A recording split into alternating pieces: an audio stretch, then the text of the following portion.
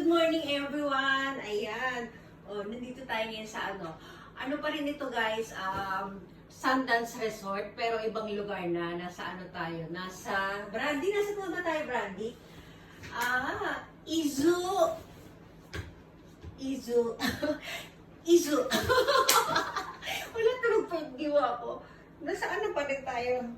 Nasa Japan pa rin tayo. Ano siya?